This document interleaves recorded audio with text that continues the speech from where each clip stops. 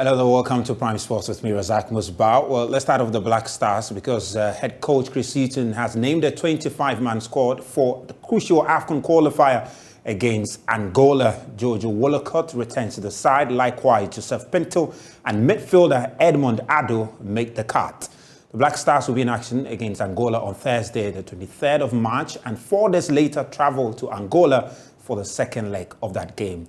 Here is the full list of the players that make the squad, starting with the goalkeeping department, where Loris Atizigi from St. Gallen making the cut alongside Abdul Manaf Nuruddin of Eupen and Joseph Wollacott of Charlton Athletic, all making the cut there. And for the defenders, Tariq Lamptey of Brighton Hove and Albion is in the squad, Dennis Odoi of Club Brugge, Gideon Mensah of Auxerre, Patrick Pozo also get an opportunity to be in the squad from Sheriff Tiraspol, Daniel Amate of Leicester City, Joseph Edu, who is performing incredibly well with Celta Vigo in the Spanish La Liga, is in the squad, alongside Mohamed Salisu, who are struggling to avoid relegation with Southampton. Alexander Jiku also makes the squad from Strasbourg. In midfield, Thomas Partey, Arsenal, leaders in the English Premier League, looking to win their first trophy in 19 years in the squad alongside over there. And for the wingers, Jordan Ayew, Crystal Palace, Majid Chimero also returned to the side after long absence. Abdul Salih Samed of Lan also is in there. Likewise, Edmond Addo of Spartak Subotica in there. For the wingers, Jordan Ayew makes the cut. Osman Bukhari, Joseph Paintsil of Genk is in there. Kamaldeen Suleiman, recently moved to Southampton in there. Ransford Yeboah also makes the cut from Hamburger SV. And for the strikers, regular faces, Inaki Williams is in there from Athletic Bilbao. Likewise, Antoine Semenyo, after making that move to Bournemouth from Bristol City. Kamal Sowa also makes the cut from Club Brugge in the Belgium League. Andre Ayew, also currently with Nottingham Forest, is in there. And in for Mohamed Kudus of Ajax Amsterdam make the forwards for the Black Stars in the game against Angola later this month.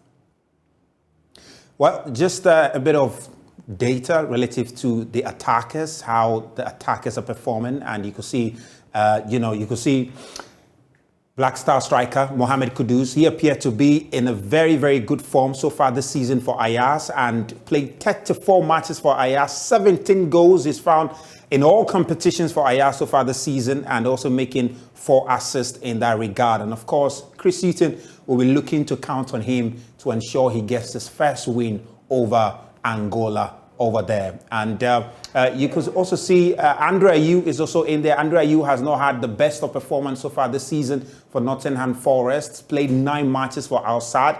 And of course, Kamal Sowa also, he's been pretty good so far this season for not exactly the best of shape, but 35 matches, quite a number of matches, games for him, for Kamal Sowa there.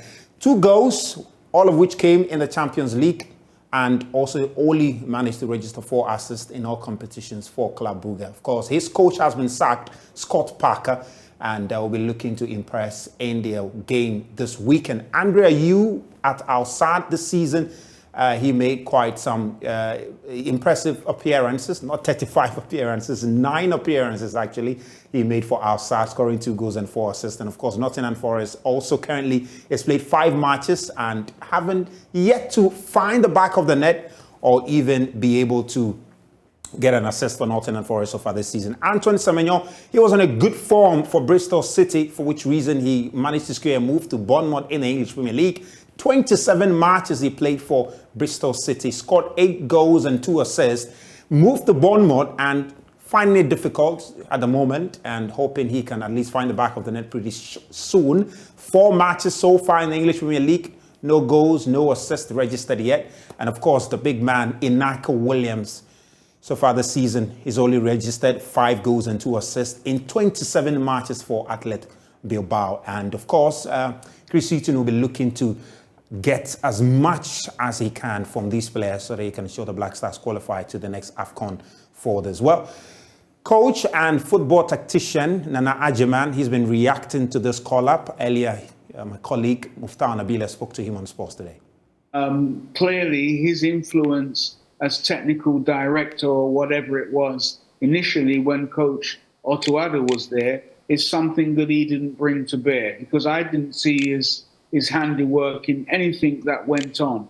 Now he's had the opportunity to select his squad. He's selected them, and he's selected players that we were all saying should have been selected in the first place, and they weren't selected, but he selected them. So I wouldn't view it as a surprise, because we all know that many of those players should have been there. But once again, it just gives you a little insight, just a little insight into how he's thinking. Ashimiru is there, Paintsil is there. You know, these are players we felt shouldn't have been dropped, but they're there. I'm not going to treat them as surprises, because there are a lot of players that play outside that could easily, very easily be called up. Well, for more as far as analysis of the squad is concerned, I'm joined by my colleague, the newest addition to the Joy Sports team, Daniel Corante, and also my colleague with Insure FM all the way in Kumasi, Fifi Manfred. Guys, good to have you. And of course, we're all looking forward to the call-up by Chris Hughton. Finally is made his call-up. Let me just get your preliminary comments relative to the squad when you first heard of it. Let me start with Daniel. What did you make of the squad when you saw it? I was excited, honestly. It's a pretty solid team. It's young. The guys, we've seen most of the guys who made the World Cup team make this team, and that is good for continuity's sake. So it's very impressive for me, and I like the fact that you can phrase, if you compare this squad to the squads that Otuado named during his tenure, you can clearly see that the technical advisor at the time, Chris Hughton, Masudi Dramani, Otuado, and George Boateng were thinking together. The thinking was there, because once you can look at a huge chunk of this team also being basically what Otuado used to select, barring just a couple of names, you can tell that there was a lot of thinking done together in that technical team, and that is why we are seeing this. And for me, the major thing is the continuity factor. The fact that we've not seen too many surprises in the team. We've seen a young team. When we went to the World Cup, we're basically the youngest team at the World Cup. It's a young team with a lot of talent, a lot of giftings in there that have an opportunity to take the world by storm. So I'm really delighted with what I've seen. I would have loved to see a couple of names in there, but you really can't point at this squad and complain, because there is quality throughout. Well, so there is quality throughout. That's Daniel there. Fifi, what's your impression of the squad? Chris Hughton, his first call-up. Were you also not surprised? Yep, thank you very much, Musbah. Also for me, I think the fact that this is a squad that came with no drama. I mean, in recent times, a lot of Black Star squads have come with a lot of drama and a lot of conversations around them. This one, there was no drama, so that was some relief to me. And like Daniel said, continuity is a very good one. We had a very young squad at the World Cup, and we are a team that we always pride ourselves with the possibility of winning the next AFCON. If we really want to stage a claim to any AFCON, whether the next one or the next one after that, then we really need to have some continuity. So the base of the team is still there. The spine of the team, like they say, is also still there. So we can only build on it. We can grow. We can make some few tweaks in there. So somebody like Ashimeru is back into the team. He adds something more to the squad. But then in the midfield of Salis and Partey, like we saw at the World Cup, is still there in the team. So generally, continuity, very good one. No drama, most importantly, especially for our setting. So relief also for me. I mean, no drama. Interesting. But let's just look at the attack over there. Interesting. Not so many, inclusion as far as the attack is concerned. Is it an attack that you be confident of getting goals for the Black Stars? Just looking at their numbers, we're going to their numbers. They haven't exactly been impressive. Maybe the best performing player in there is Mohamed Kudus. And not so sure how Chris Hughton is going to deploy him, whether he's going to use him as an attacker, as a striker, not so sure. But Daniel, what do you make of the attacking options we have with emphasis on the strikers? Inaki is not getting enough goals. Antoine Semenyo still struggling to pick, the form in the English Premier League. Likewise, Andre Ayew. Look, for me, national team football, it's a very funny ball game altogether. For me, look, we know that the Black Stars have struggled for goals in, let me say, like the past year. It's been something that we struggled for. But when you look at the form of Mohamed Kudus and you look at how he was deployed at the World Cup, the fact that he was getting on the end of quite a number of our chances, you can tell that maybe on the pitch, when you look at the formation at hand, he may not be the one closest to go, but per the system, if he is the one responsible for putting the ball in the back of the net, for me, it's a win for us because he's shown this season at Ajax, first half of the season where he was playing as a false nine, his ability and his composure in front of goal. Even now when he's playing on the right-hand side, on the wings, his ability to cut in, provide assists, score goals also. Those numbers are good. When you look at somebody like Andre Ayew, I don't, for the past, let me say, 3-4 years, I don't necessarily judge Andre Ayew per his club performances. I think he always comes up clutch for the Black Stars. We saw it at the World Cup, especially when it comes to scoring goals. He's somebody that if you entrust in and around the box, you know that he has the intelligence and the composure to be able to put the ball in the back of the net. So yes, look, on the surface, there is a goal scoring problem. When you look at the players, yes, they have quality, but at this particular point in time, they are not kicking it for their club sides. But as I said, club football and national team football is completely different. We've not seen what Chris Hughton wants to do with this team yet. So I think it would be a bit unfair to say that still we have a goal scoring problem. It was a thing of the Otuado regime and the Milo regime. I will give Chris Hughton the benefit of the doubt. And look, once you see quality players, you know that it's the possibility of turning the tide is very high because Iñaki Williams has quality, Kudus has quality, Andre Ayew has quality, and Otman Bukari. These are guys who can play around a number of offensive positions and can score per their career trajectory. So for me, I really don't have a problem with their current form. I just feel like in the right system, if they are used properly, they will excel. Interesting. Fifi, let me pick your thoughts on that. Just look at the wingers, for instance. Osman Bukari has been doing well for Red Star Belgrade. Likewise, what's his name? Joseph Paintsil in pretty good form for Genk so far this season. His numbers were rising 10 plus and assist goals over there. And of course, Ransford Yeboah himself has been pretty impressive in the German Bundesliga too.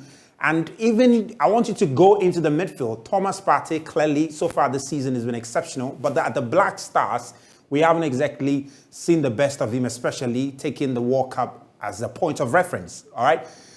Fifi, tell me, what do you make of that midfield and the wingers at, Chris Hughton's disposal? So the fact is that we have an amazing crop of forward players, attacking players. I think on the African continent, as it stands now, if you are talking about depth and quality in terms of attack, maybe the only country better than us with the names and numbers and players is maybe the Nigerian side that they are parading. But then if I look through this forward, these wingers, I can feel that we have a lot more. And like you mentioned, Joseph Paintsil has been very, very good for his club side. Mohamed Kudus in the Champions League, in the league at the Eredivisie has also been very solid for them. Kamal Sowa in the group stage of the Champions League was very, very good for Club Brugge. So we have the quality. Inaki Williams has shown several times. But then again, like Danny said, it will go back to exactly how Chris Hughton wants to play.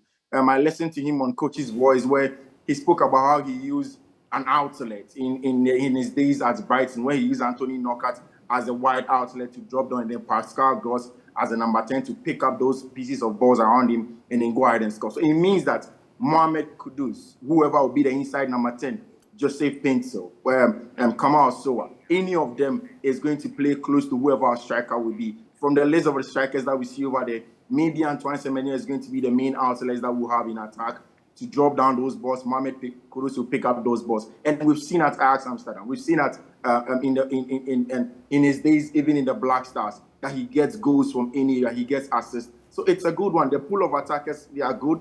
They've shown it at the club side. Yes, they've not shown so much at the national team level. But like we said in our preliminary comments, we've not had continuity in the long time. If we keep this crop together, if we build a base in terms of structure on the ball, off the ball, and then we play with them for a while, definitely the talent we have will get us goals. I mean, Daniel, just talking about, you guys made reference to how Chris Hughton is going to play, how Christian is going to play. I mean, looking back at his days at Nottingham Forest, even his days at, Brighton Hove and Albion, what kind of system should we expect him to deploy with these players?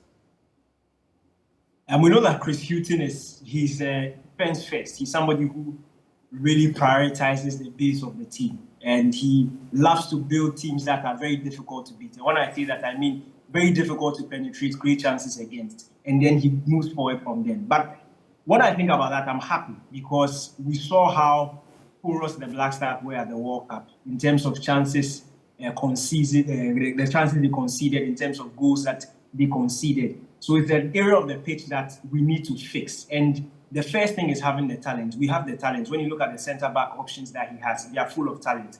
But we just couldn't marry the proper balance between defense and attack at the World Cup. And that could be down to a number of factors. I thought it was down to the fact that the team hadn't played together for a while. These were very good players who were basically new to the national team setting, so it would take time for them to gel. But when you have somebody who, in my books, is a defense master, if you remember his Newcastle team, if you remember his Brighton team, nobody wanted to go to the Amex to say they take on Brighton because you knew he was going to suffocate you. When he went to Nottingham Forest, in fact, he did a remarkable job there. He was sacked because the fans, yes, there was results that was going against them, and just when he was sacked, but the fans just didn't like the fact that he wasn't expansive enough. And that is something that the Ghanaian football fans also need to start bracing themselves for, because there's a high possibility that he may be overly defensive and be very cautious going forward, despite the attacking talents that we have. But for me, if he's able to fix that defensive problem, a team that can be scored is a team that is not going to lose matches. And we've seen it time and time again. It is similar to Jose Mourinho's philosophy. It is similar to Diego Simeone's philosophy. So we have a clear problem in terms of our defense, and he's somebody that has shown that he has the expertise and the know-how to fix these problems. So if he comes in, for me, I'm expecting him to address that first, that defensive problem we have. I don't know which system he used, whether a back three. We saw him using a back three at Brighton. We saw him mix between a back three and a back four at Nottingham Forest. So I'm not necessarily sure. But for what we've seen the Black Stars do in the past 7 months under Otuado, and him himself, because he was also part of the technical team, we've seen them use a back three when they wanted to be sort of conservative. And it looked like it was working, or it looked like most of the time when he went to the back three, it was working. So I fancy him going for a back three, especially also because of the centre-back options we have. When you have Salisu, you have Jiku, and you have Amati, it is very difficult to bench one of them. So for me, I would advise that he plays a back three, and it is something he knows how to do. It is something that he's excelled with at the Premier League level, which is a very high level. So for me, look, the master when it comes to defensive tactics, and with the talent up front that we have, I think you'll be able to marry that balance between defense and attack. But first, we need to fix our defensive problem. I mean, interesting. Talking about defense, Fifi, I'm going to come and get you guys your probable lineup against Angola based on the score that has been called up. But Fifi, let me just get your thoughts on this. Of course, we are seeing the return of Jojo Wollacott. Interesting. But we saw the performance of, what's his name? The goalkeeper, Manafri, the Atizigi. Great. We saw the performance of Atizigi in the World Cup. Quite impressive. Who do you think is possibly going to man the post? Is it going to be a header for Chris Hughton? Oh, well, Musbah, I don't think he should be a header. I don't think it should be a headache for him. I think that Jojo Wollacott is our #1 goalkeeper. He was only out of the World Cup because he was injured and he could not join the team over there. And even with that, he showed some very good solidarity when he joined the team in Qatar to try and give them some morale. So I think Jojo Wollacott should be our man. And just to add a little bit to what Danny said, tactical flexibility is what we are going to get from Chris Hughton. The 4-4-2, the 4-4-1-1, the 4-3-3. But like Danny said, the key principle is defensive solidity from Chris Hughton. He is going to make sure he builds a team that's going to be very difficult to break down. And like Danny also said, we need to start shaping the narrative. Do not expect expansive, free-flowing football like you see Man City play from Chris Hughton. He would maybe want to be just effective like the French DJ Deschamps side that won the World Cup. Just effectiveness, very direct, hold up play, get outlet, get people to pick up the pieces and score the goals for Ghana. So that is generally Chris Hughton and how he may play for us. Well, interesting. I'm just going to run you through the performance of our goalkeepers so far this season. Lawrence Atizigi has had quite a number of games. As far as clean sheets are concerned, hasn't been easy to come by for him, but he's been pretty impressive over there. Of course, you can see Jojo Wollacott for Charlton Athletic. So far this season, 20 matches, conceded 19 goals in the process, and kept just 5 clean sheets. Not sure what you make of these numbers, but Abdul Manaf Nuruddin, he has been lucky. He hasn't been lucky this season because his place has been taken over by Moser in that team at UPenn. So he's just managed 4 matches, and in that process, conceded 8 goals and yet to keep a clean sheet. He hasn't had quite a number of game time there. Of course, Lawrence Atisigi for St. Gallen, 20 matches so far this season, conceded 28 goals and 3 clean sheets he's kept there. That's the numbers as far as the Black Stars goalkeepers are concerned. But let me come back to you, Fifi Manfred.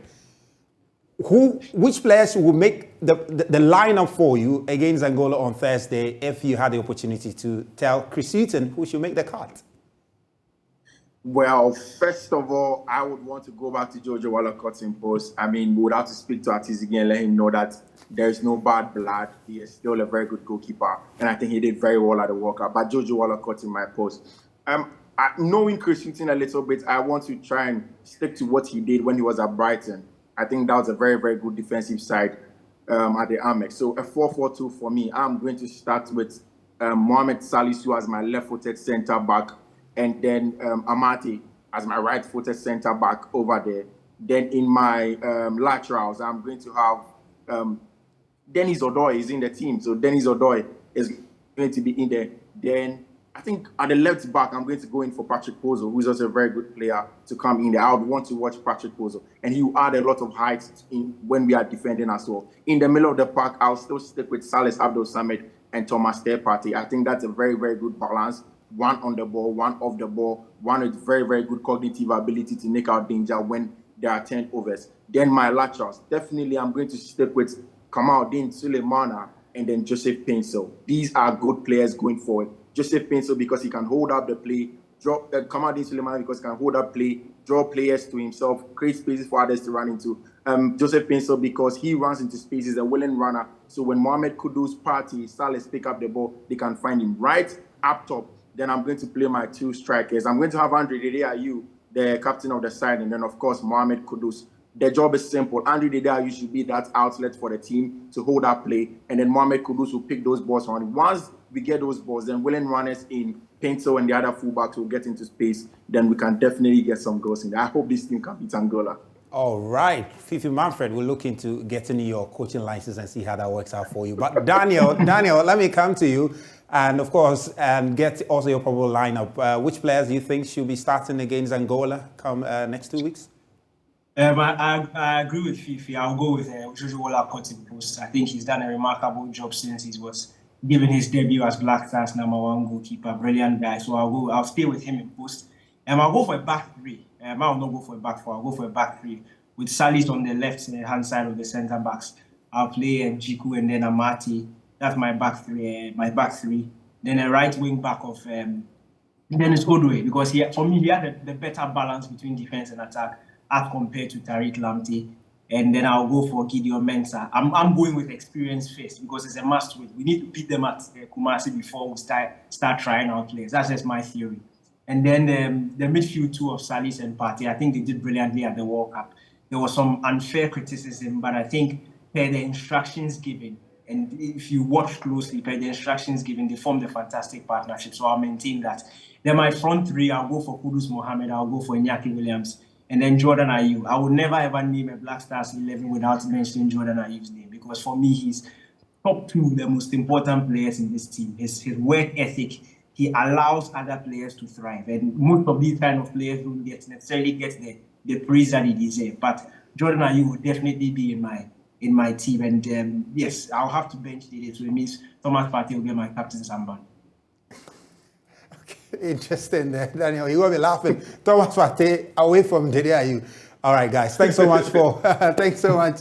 I'm sure Daniel is going to cause a lot of problem in the country if you do that. Guys, that's all we have for you on Prime Sports tonight with me, Razak Musbah, Daniel Quarantine, and of course, Fifi Manfred. Tomorrow at 1:15 to 2:30 p.m., Game Plan, completely new show coming up on Joy 99.7 FM. Look forward to that. Gary Al-Smith, Daniel Quarantine will be there, Fentio Tahiri will be there, and the entire team is going to be there. Exciting sports analysis, 1:15 to 2:30 p.m. on Joy 99.7 FM. Game Plan it is. Thank you for being a part of this.